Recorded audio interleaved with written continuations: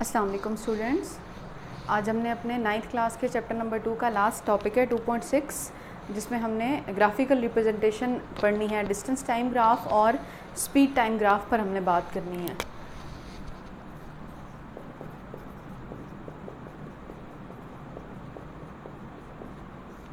आज का हमारा टॉपिक नंबर 2.6 है और टॉपिक है ग्राफिकल रिप्रेजेंटेशन।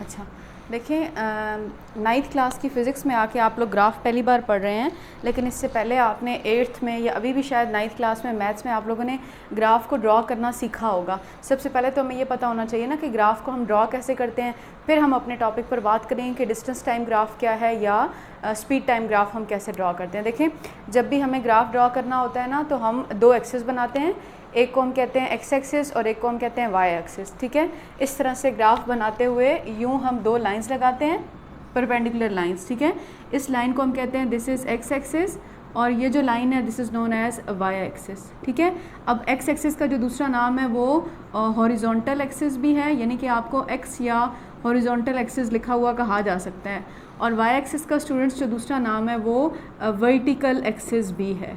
ठीक है, बेसिकली ग्राफ आपको बताता क्या है, ये एक pectoral way of representing two different physical quantity होता है। मतलब दो डिफरेंट फिजिकल क्वांटिटी को जब आप पिक्चर की फॉर्म में डायग्राम के थ्रू आप उनको रिप्रेजेंट कर देते हैं या ड्रॉ करके उनके बारे में इंफॉर्मेशन प्रोवाइड कर देते हैं, तो हम इसे कहते हैं कि आपने उसकी ग्राफिकल रिप्रेजेंटेशन कर दी है। ठीक है, सो ग्राफ बनाते हुए सबसे पहले हम दो परपेंडिकुलर लाइंस लगाते हैं।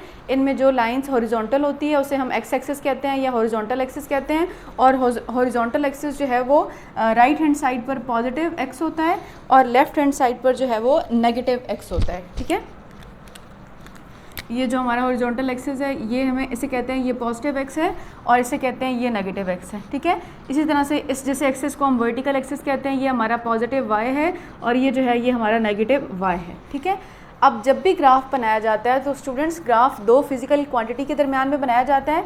उनमें से एक होती है इंडिपेंडेंट क्वांटिटी, ठीक है, और सेकंड होती है हमेशा हमारे पास डिपेंडेंट क्वांटिटी।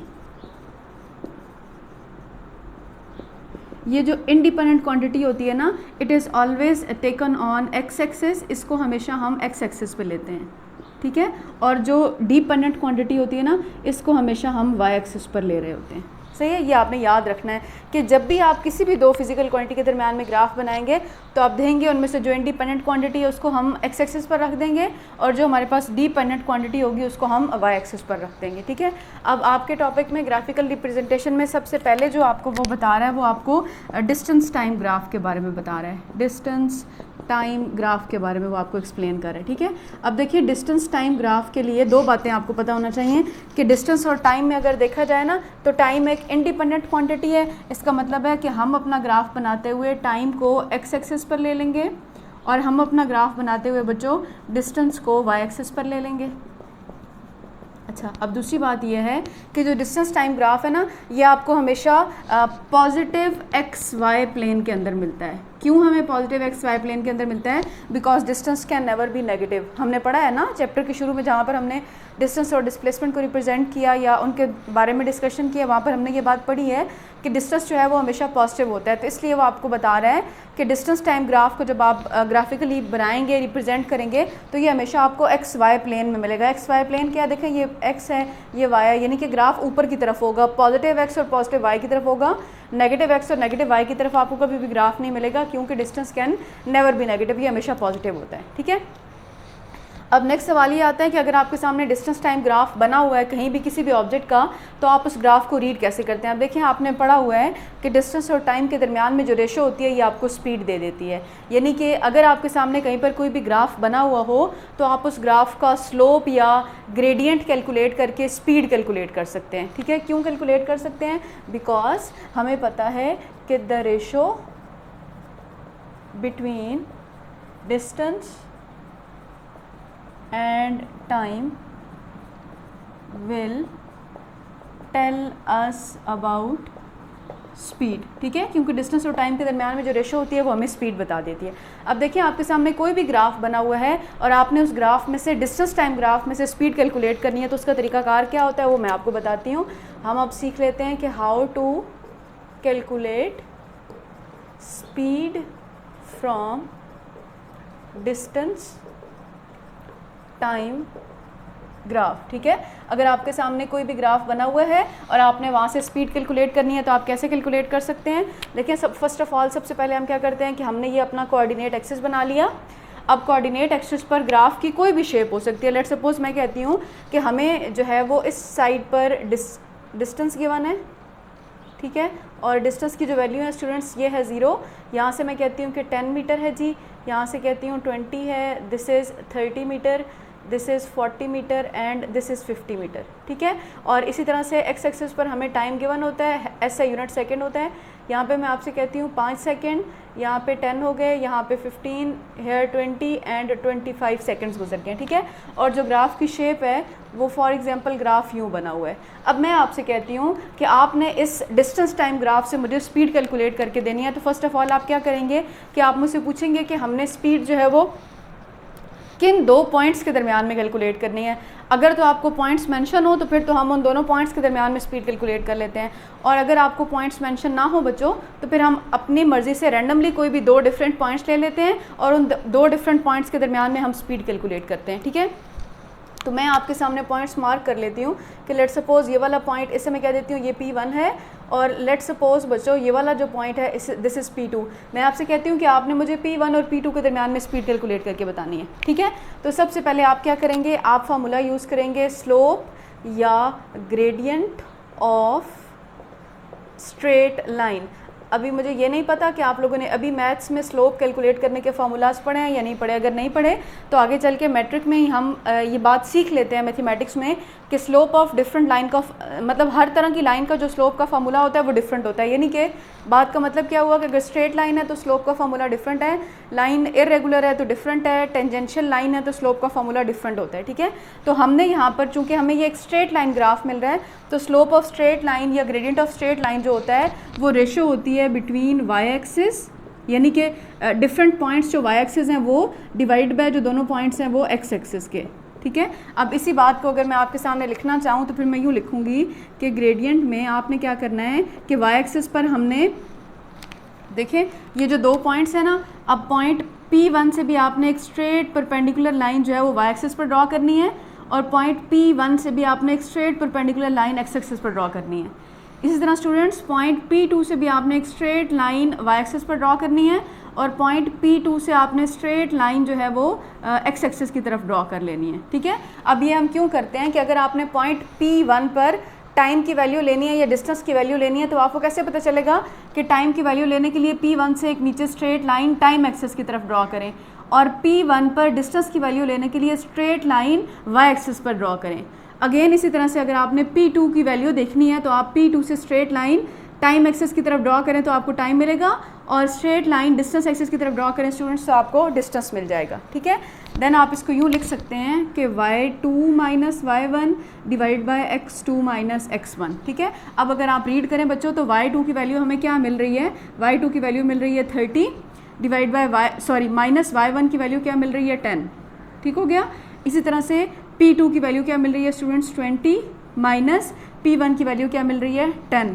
तो हमारे पास जो ग्रेडियंट आ गया या जो स्लोप आ गया वो 30 में से 10 माइनस कर लें तो आ जाता है 20, और 20 में से 10 माइनस कर लें तो 10, इनको आपस में कैंसिल कर लें तो 2, यानी कि जो हमारा ग्रेडियंट आया है दैट इज़ 2 मीटर्स पर सेकेंड। तो आप कह सकते हैं ये जो है वो स्पीड ऑफ ऑब्जेक्ट है, स्पीड ऑफ द ऑब्जेक्ट जो है वो 2 मीटर्स पर सेकेंड आपने ग्राफ से कैलकुलेट कर ली है। ये पेपर में आने वाला इंपॉर्टेंट क्वेश्चन होता है, ठीक है, कि अगर आपके सामने डिस्टेंस टाइम ग्राफ गिवन है तो आप वहाँ से स्पीड कैसे कैलकुलेट करेंगे। आपने वहाँ पर स्लोप ऑफ लाइन का फार्मूला लगाना है या ग्रेडियंट ऑफ स्ट्रेट लाइन का फार्मूला लगाना है।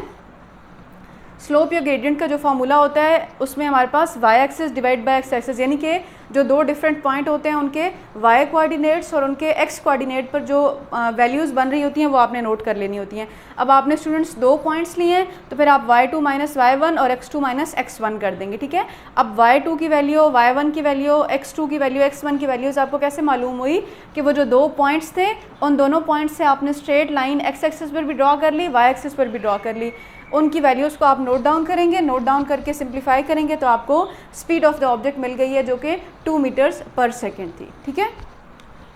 इसके अलावा अगर हम देखें तो स्पीड टाइम ग्राफ में वो आपको बता रहा है कि आपने ग्राफिकल रिप्रेजेंटेशन में डिफरेंट तरह के ग्राफ्स को स्टडी करना है। अगर आपके पास कोई ग्राफ बना हुआ है तो आप वहाँ से देख कर बता सकें कि आपका ग्राफ किस तरह का बन रहा है, ठीक है। नंबर 1 पर जो आपके कोर्स में आपको ग्राफ गिवन है वो गिवन है कि when object is at rest, ठीक है, when object is at rest. इसकी ग्राफिकल रिप्रेजेंटेशन कैसे होगी? आपने जो है वो सबसे पहले अपना कोऑर्डिनेट एक्सिस बना लिया, ठीक है। अब हमें पता है कि टाइम जो है वो हम एक्स एक्सिस पर ले रहे होते हैं और डिस्टेंस जो है वो स्टूडेंट्स हम वाई एक्सिस पर ले रहे होते हैं। डिस्टेंस का यूनिट मीटर होता है, ठीक है। अगेन हम पॉइंट्स को मेंशन कर लें तो लेट्स सपोज यहाँ पे है 5, 10, 15, 20 और 25 और अगेन यहाँ पर आप देख लें तो 10, 20, 30, 40 और समवट यहाँ पे 50 है, ठीक है।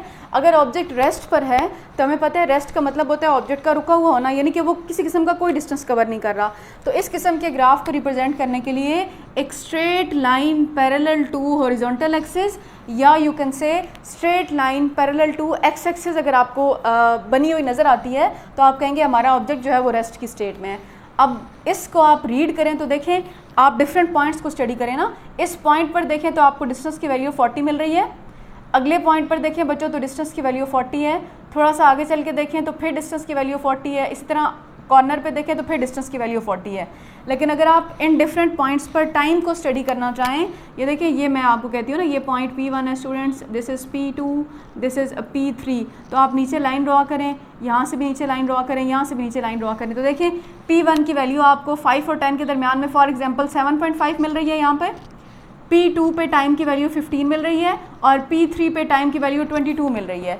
लेकिन अगर आप P1 पे डिस्टेंस को देखें तो 40 है, P2 पे भी डिस्टेंस 40 है, P3 पे भी डिस्टेंस 40 है। इसका मतलब है टाइम तो गुजर रहा है लेकिन ऑब्जेक्ट अपनी एक ही स्टेट पर है, यानी कि 40 मीटर का फासला कवर करने के बाद ऑब्जेक्ट रुका हुआ है, वो मूव नहीं कर रहा। इसका मतलब है ये ग्राफ आपको रिप्रेजेंट कर रहा है कि जब ऑब्जेक्ट रेस्ट पर हो तो हम इस किस्म का ग्राफ बनाएंगे, ठीक है। नंबर 2 ग्राफ है कि when object is moving with constant speed. जब आपका ऑब्जेक्ट कांस्टेंट स्पीड से मूव कर रहा हो, या हम इसके लिए दूसरा वर्ड यूनिफॉर्म स्पीड का इस्तेमाल करते हैं, ठीक है। अब इस किस्म का ग्राफ बनाने के लिए सबसे पहले हम अपना कोऑर्डिनेट एक्सिस ड्रॉ कर लेते हैं। अगेन वही बात है कि टाइम को सेकंड्स में लिया जाता है और डिस्टेंस को बच्चों मीटर में लेते हैं, ठीक है। नेक्स्ट हम इसके जो है वो पॉइंट्स मेंशन कर लेते हैं। तो लेट्स सपोज यहाँ पे 5 था, 10 था, 15 था, 20 था, 25 था और यहाँ पर 10, 20, 30 एंड 40, ठीक है। अगर आपको एक straight line in between X axis and Y axis मिलती है तो ये आपको रिप्रेजेंट कर रही होती है कि आपका ऑब्जेक्ट कांस्टेंट या यूनिफॉर्म स्पीड से मूव कर रहा है। अब हमें कैसे पता चला कि हमारा ऑब्जेक्ट कांस्टेंट या यूनिफॉर्म स्पीड से मूव कर रहा है? तो देखिए मैं आपको 2 पॉइंट्स लेकर बता देती हूँ ना। ये हो गया स्टूडेंट्स P1 और ये हो गया P2, ठीक है। अब आपने इस P1 और P2 के दरमियान में स्पीड कैलकुलेट करनी है, तो मैंने आपको पहले ही बता दिया है कि स्पीड कैलकुलेट करने के लिए आपने डिफरेंट पॉइंट्स मार्क करने होंगे ना। अब देखें P2 से नीचे लाइन ड्रॉ करें, P1 से भी नीचे एक्स एक्सिस पर लाइन ड्रॉ करें, इस तरह P1 से वाई एक्सिस पर भी और P2 से वाई एक्सिस पर भी लाइन ड्रॉ करें। जब आप यहाँ से slope between P1 and P2 calculate करेंगे तो वो हो जाएगा y2 माइनस y1 हो जाएगा x2 माइनस x1, ठीक है। अब गौर से देखना है, y2 की वैल्यू हमें मिल रही है students 30 minus y1 is 20, x2 की वैल्यू आपको मिल रही है 15 माइनस 10, 30 माइनस 20 कर लें तो 10 और 15 माइनस 10 कर लें तो 5, यानी कि आपको जो स्लोप है या जो ग्रेडियंट है वो मिल रहा है 2 मीटर्स पर सेकेंड, सही है। अब गौर से देखिएगा, अगर मैं आपसे कहूँ कि नेक्स्ट टाइम आप जो है वो एक और पॉइंट ले लें, दिस इज़ पॉइंट P3, आपने मुझे स्पीड P2 और P3 के दरमियान में कैलकुलेट करके बतानी है। अगेन आप क्या करेंगे, आप slope between P2 and P3 formula लगाएंगे y2 minus y1 over x2 minus x1, ठीक है। देखिए y2 के लिए तो आपने नीचे लाइंस ड्रॉ की हुई है ना, इसका मतलब है इसके लिए भी आप नीचे लाइन ये ड्रॉ कर ली, आपने y एक्सिस पर भी लाइन ड्रॉ कर ली। अब जब आप y2 की वैल्यू देखेंगे दैट इज़ 40 माइनस y1 की वैल्यू देखेंगे दैट इज़ 30 डिवाइडेड बाय, इसी तरह से आप x2 और यहाँ पे 2 नहीं, यहाँ पे 3 माइनस 2 आना चाहिए बिकॉज P2 और P3 है ना, 3 माइनस 2 यहाँ भी आएगा और 3 माइनस 2 यहाँ भी आएगा, ठीक है। अब देखिए आप x3 की वैल्यू लेंगे तो वो 20 और x2 की वैल्यू लेंगे तो वो 15, तो आ जाएगा 20 माइनस 15। अगेन देखें 10 डिवाइडेड बाय 5, तो हमें जो वैल्यू मिल रही है दैट इज़ 2 मीटर पर सेकेंड स्लोप की। ये मैंने आपको प्रूव करके क्यों बताया कि अगर आप P1 और P2 दो पॉइंट्स के दरमियान में स्लोप लें यानी कि स्पीड कैलकुलेट करें तो वो 2 मीटर्स पर सेकेंड थी। इसी तरह अगर आप P2 और P3 के दरमियान में बच्चों स्पीड कैलकुलेट करें तो वो भी 2 मीटर्स पर सेकंड थी। अगर आप अपनी इन्फॉर्मेशन के लिए ये चेक करने के लिए इन दो पॉइंट्स में यानी कि P1 इसे कह दें और P2 इसे कह दें, इन दो पॉइंट्स में स्पीड कैलकुलेट करें तो वो भी 2 मीटर्स पर सेकंड होगी। तो देखिए ये जो 2 मीटर पर सेकंड है ये एक जैसी वैल्यू है ना, कॉन्स्टेंट वैल्यू है, यूनिफॉर्म है, एक जैसी है, सिमिलर वैल्यू है। तो हम इसलिए कहते हैं कि जब आपको straight line in between X axis and Y axis मिल जाती है तो हम कहते हैं ये आपको ग्राफ रिप्रेजेंट करता है कांस्टेंट या यूनिफॉर्म स्पीड को, ठीक है। और इसके बाद वो आपको बता रहा है कि वेरिएबल स्पीड, तो वेरिएबल स्पीड के बारे में हमने पढ़ा हुआ होता है कि अगर टाइम या डिस्टेंस चेंज होने के साथ साथ ऑब्जेक्ट की स्पीड बढ़ रही है या कम हो रही है तो फिर हम कहते हैं कि object is moving with variable speed, ठीक है। तो नंबर 3 हमारा जो ग्राफ है वो ये है कि when object is moving with variable speed, ठीक है। अब वेरिएबल स्पीड में भी हमने ये अपना एक्सिस ड्रॉ कर लिया,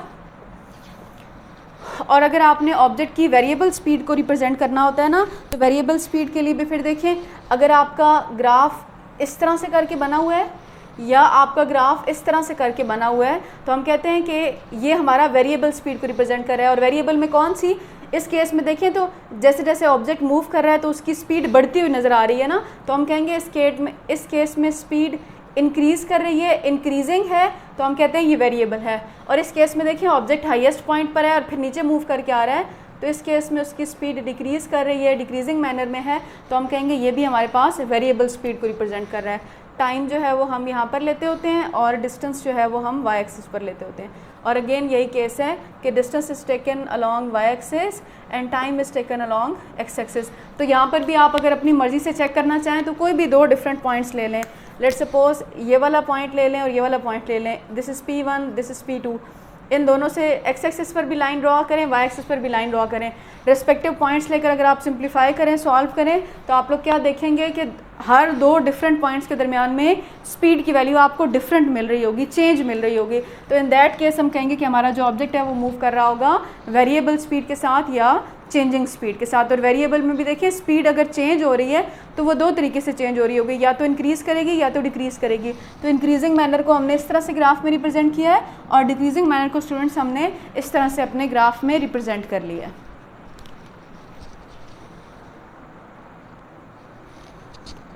जी तो स्टूडेंट्स नेक्स्ट हमारे पास इसी टॉपिक नंबर 2.6 का फर्दर सब टॉपिक 6.2 है जिसमें हमने स्पीड टाइम ग्राफ की बात करनी है। स्पीड टाइम ग्राफ पर हमने बात करनी है, ठीक है। अभी हम डिस्टेंस टाइम ग्राफ पर पहले बात कर चुके हैं ना, अभी इसका जो सेकंड पोर्शन है, जो सेकंड सब टॉपिक है वो डिस्टेंस टाइम ग्राफ है। ग्राफ बनाते हुए सबसे पहले हम डिपेंडेंट और इंडिपेंडेंट क्वांटिटी देख लेते हैं। तो स्टूडेंट्स यहाँ पर जो इंडिपेंडेंट क्वांटिटी है दैट इज़ टाइम, और हम टाइम को लेंगे एक्स एक्सिस पर, ठीक है। और यहाँ पर जो डिपेंडेंट क्वांटिटी है वो स्पीड है, तो हम स्पीड को ले लेंगे वाई एक्सिस पर, ठीक है। अब दूसरी बात हमें यहाँ पर ये पता होना चाहिए कि स्पीड टाइम ग्राफ के दरमियान में जो रेशो है, या आप यूँ कह सकते हैं ना कि जो slope of speed time graph है ये आपको acceleration of the object they सकता है, ठीक है। नंबर 1 जो हमें इस ग्राफ से मिलता है कि slope of speed time graph will tell us about acceleration. यानी कि अगर आपके सामने कोई भी ग्राफ बना हुआ है, आप उस ग्राफ का स्लोप कैलकुलेट करते हैं, यानी कि रेशो लेते हैं स्पीड और टाइम के दरमियान में, तो वो आपको एक्सेलरेशन के बारे में इंफॉर्मेशन प्रोवाइड करेगी। जैसे देखिए हम ये ग्राफ बना लेते हैं इस तरह से, हम कहते हैं यहाँ पर टाइम गिवन है हमारे पास और यहाँ पर जो है वो स्पीड गिवन है, ठीक है। स्पीड का यूनिट होता है मीटर पर सेकेंड। अब वैल्यूज़ को मार्क कर लें तो यहाँ पे 5, यहाँ पे 10, 15, हेयर 20, 25 एंड 30 सेकेंड्स। और इस तरह से यहाँ पर देखें 10 मीटर पर सेकेंड, 20, 30, 40 एंड 50 मीटर पर सेकेंड, ठीक है। और आपसे कहा जाता है फॉर एग्जांपल कि हमारे पास ये एक ग्राफ बना हुआ है। अब अगर आपने इस ग्राफ में से स्पीड टाइम की रेशो कैलकुलेट करनी है तो उसके लिए आपको सबसे पहले 2 पॉइंट्स बताए जाने चाहिए। इसका मतलब है इस पॉइंट को फॉर एग्जांपल मैंने कह लिया P1 और इस पॉइंट को स्टूडेंट्स मैं कह लूँ P2। तो आपने क्या करना है, ये एक स्ट्रेट लाइन है तो आप फार्मूला लगाएंगे, स्लोप ऑफ लाइन होता है y axis divided by x axis. तो स्टूडेंट्स स्लोप के लिए y एक्सिस पे हम लिख लेंगे y2 माइनस y1 और x एक्सिस के लिए आप लिख लेंगे x2 माइनस x1।